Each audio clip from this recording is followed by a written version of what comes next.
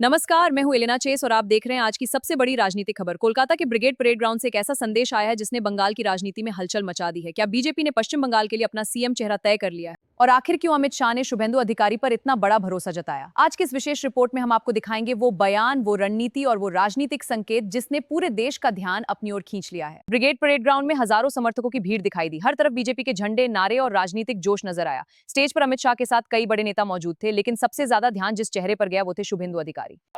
भीड़ लगातार उनके समर्थन में नारे लगा रही थी। राजनीतिक विश्लेषकों का मानना है कि यह सिर्फ एक रैली नहीं बल्कि आने वाले चुनावों का ट्रेलर था। अपने भाषण में अमित शाह ने कहा कि बंगाल को मजबूत नेतृत्व की जरूरत है। उन्होंने शुभेंदु अधिकारी की तारीफ करते हुए उन्हें जनता का नेता बताया। शाह ने कहा कि जिन्होंने ममता सरकार को सबसे बड़ी चुनौती दी वही बंगाल के असली संघर्ष का चेहरा है। बस यही बयान अब राजनीतिक गलियारों में सबसे बड़ी चर्चा बन गया है। अब सवाल उठ रहा है, क्या बीजेपी ने संकेत दे दिया है कि शुभेंदु अधिकारी बंगाल में पार्टी का अगला बड़ा चेहरा हो? विशेषज्ञों का कहना है कि बीजेपी अब बंगाल में स्थानीय नेतृत्व को आगे बढ़ाने की रणनीति पर काम कर रही है और शुभेंदु अधिकारी इस रणनीति का सबसे बड़ा हिस्सा बनते दिखाई दे रहे हैं। अमित शाह ने अपने भाषण में ममता बनर्जी सरकार पर भी जोरदार हमला बोला। उन्होंने कानून व्यवस्था, भ्रष्टाचार और राजनीतिक हिंसा के मुद्दे उठाए। शाह ने दावा किया कि बंगाल बदलाव चाहता है और बीजेपी ही वो बदलाव ला सकती है। परिवर्तन परिवर्तन बंगाल अब नई राजनीति चाहता है। भीड़ से लगातार परिवर्तन के नारे सुनाई देते रहे। उन्होंने दावा किया कि आने वाले चुनावों में जनता जवाब देगी। उनका पूरा भाषण आत्मविश्वास से भरा दिखाई दिया। राजनीतिक पर्यवेक्षकों ने इसे सीएम चेहरे की तैयारी के तौर पर देखा।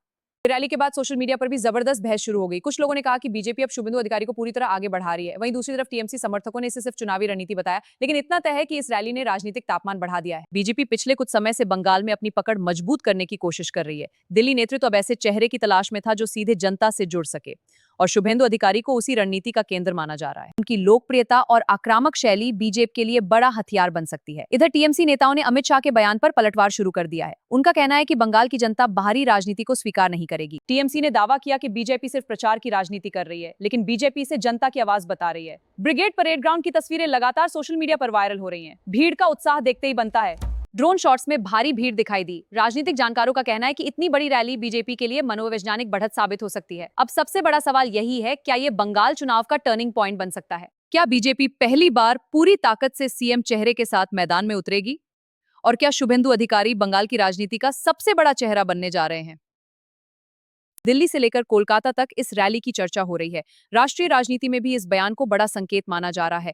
कई राजनीतिक विश्लेषकों का मानना है कि बीजेपी अब बंगाल पर पहले से ज्यादा फोकस कर रही है। राजनीतिक मंच पर दिखाई दे रही ये नई तस्वीर बंगाल की दिशा बदल सकती है। एक तरफ ममता बनर्जी का अनुभव, दूसरी तरफ बीजेपी का आक्रामक अभियान और बीच में सबसे चर्चित नाम शुभेंदु अधिकारी। आज की रैली ने यह साफ कर दिया है कि बंगाल की राजनीति अब और ज्यादा दिलचस्प होने वाली है। अमित शाह के बयान ने राजनीतिक समीकरण बदल दिए हैं। अब सबकी नजर बीजेपी की अगली रणनीति पर टिकी हुई है। क्या शुभेंदु अधिकारी सच में बीजेपी के सीएम फेस बनने जा रहे हैं? क्या बंगाल में आने वाला है बड़ा राजनीतिक बदलाव? आपकी राय क्या है? हमें कमेंट में जरूर बताइए। मैं हूं एलेना चेस और आप देख रहे थे आज की सबसे बड़ी राजनीतिक रिपोर्ट। नमस्कार।